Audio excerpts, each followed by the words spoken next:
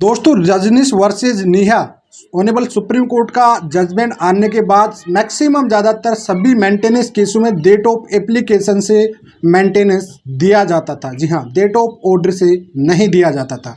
लेकिन दोस्तों, यहाँ हाल ही में 10 तारीख को एक क्रिमिनल रिवीजन पिटीशन दायर की गई प्रयागराज हाई कोर्ट में और ये चेंज कर दिया गया और रजनीश वर्सेज नेहा वाले जजमेंट को की डेफिनेशन को भी अच्छी भाषा में समझा दिया गया।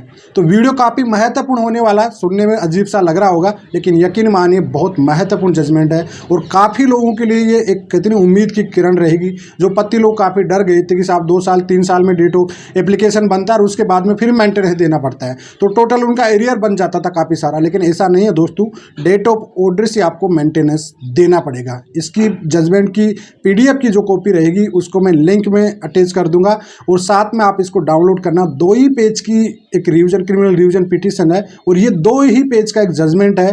काफ़ी महत्वपूर्ण जजमेंट है। इसकी सिंपल में एक्सप्लेन कर देता हूं, उसके बाद पूरी डिटेल में आप उस जजमेंट को रीड कर सकते हो। देखिए दोस्तों, होता है कि 2020 में सहारनपुर जो ट्रायल कोर्ट है, फैमिली कोर्ट है, उसमें पत्नी सीआरपीसी 125 का मेंटेनेंस का केस डालती है। हस्बैंड है वो सब इंस्पेक्टर इन पुलिस में है। जी हाँ, उसकी टोटल जो सैलरी है वो 47,000 रुपये कुछ रुपये है। तो यहाँ पे इनका 2 साल के बाद में मेंटेनेंस बनता है 2022 में चल के। ठीक है, अब 2022 में फैमिली कोर्ट इनके सबके एविडेंस दे के, सबूतों को देख के डेट ऑफ ऑर्डर से पारित कर देता है मेंटेनेंस 7,000 रुपये। ठीक है, अब यहाँ पे भैया पत्नी कहती कि नहीं साहब, डेट ऑफ एप्लीकेशन से, क्योंकि ऑनरेबल सुप्रीम कोर्ट का ऑलरेडी से जजमेंट आ रखा है, रूलिंग आ रखी है, रजनीश वर्सेज नेहा का हवाला देते हुए वहाँ से क्रिमिनल रिवीजन पिटीशन डाल दी गई।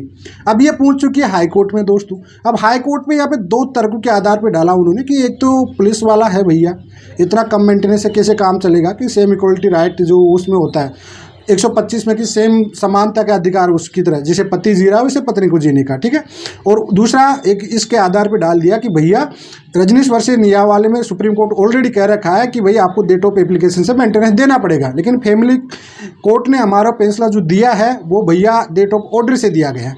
Criminal revision petition high court में पहुंची। हाई कोर्ट में दोनों पक्षों को सुनवाई की गई थी। अब देखिए, पति पक्ष की तरफ से इसका एक तरह से पूरा कहा कि जो पति था वो बड़े परिवार का बड़ा बेटा था, अब परिवार की रिस्पॉन्सिबिलिटी भी होती है उसकी। ठीक है, उसका तर्क दिया गया, उसने अपनी तरफ से अपना तर्क दिया, उसको आप रीड कर लेना जजमेंट। लेकिन पत्नी को ये कहा कि भाई स्पेसिफिक ऐसा नहीं है कि जो रजनीश वर्सेज नेहा वाला में ऑनरेबल सुप्रीम कोर्ट ने कंपलसरी तो किया है, लेकिन ऐसा नहीं है कि किसी भी ट्रायल कोर्ट को कंपलसरी किया कि आप इसके अनुसार ही देना पड़ेगा, ना ही किसी हाई कोर्ट को रोका गया। ये सब कुछ अपना पावर होता है कोर्ट का, ये जज साहब का पावर होता है, अपने विवेक स्पेस जो अपनी शक्तियाँ होती है उनके अनुसार वो डेट ऑफ ऑर्डर से भी मेंटेनेंस दे सकते हैं। जी हाँ, अब यहाँ पे भैया ने ये आपको जो रजनीश वर्सेज नेहा का जजमेंट था, सभी लोगों को एक डाउट रहता था कि साहब डेट ऑफ एप्लीकेशन से देना पड़ेगा, कंपलसरी होगा। ऐसा नहीं है, ये सब कुछ डिपेंड करेगा जज साहब के ऊपर। जी हाँ, उनका विवेक के अनुसार, उनकी पावर के अनुसार वो चाहे तो डेट ऑफ ऑर्डर से भी मेंटेनेंस दे सकते हैं।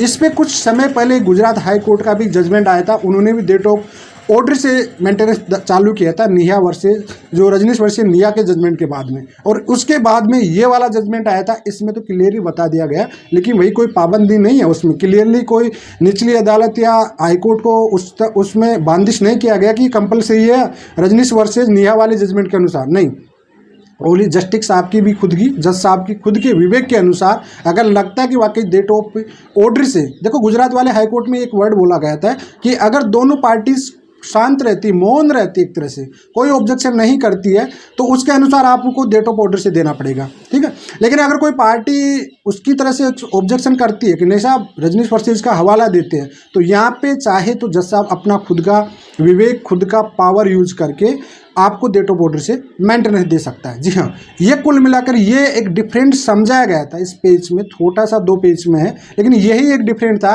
कि रजनीश वर्सेज नेहा वाले जजमेंट में ये कहीं भी नहीं लिखा हुआ कि इसके लिए हर कोई कोर्ट बांधे है, चाहे वो हाई कोर्ट हो, चाहे निचली सेशन कोर्ट हो, चाहे वो ट्रायल कोर्ट हो, कोई कंपलसरी नहीं है भाई। हाँ, ऐसी सिंपल बात में कि बन रहा है तो बना रहे भाई, डेट ऑफ एप्लीकेशन उन्होंने बोल दिया, लेकिन ऐसा नहीं बोला कि साहब जो पावर रहती है कोर्ट के पास उनका यूज करके वो चाहे तो उसको डेट ऑफ ऑर्डर से भी बना सकता है। और यही इस क्रिमिनल रिवीजन पिटीशन में किया गया। और यहाँ पे डेट ऑफ ऑर्डर से ही मेंटेनेंस दिलाया गया और ना उसमें किसी भी तरह की कोई फेरा फेरी नहीं की, और जो पत्नी की तरफ से क्रिमिनल रिवीजन पिटीशन डाली गई उसको खारिज कर दिया गया। ये 10 मई 2023 का फैसला दोस्तों काफ़ी लेटेस्टिंग है और कई लोगों के लिए काफ़ी इंपॉर्टेंट होने वाला है। इसको आप पूरी तरह रीड कर सकते हो।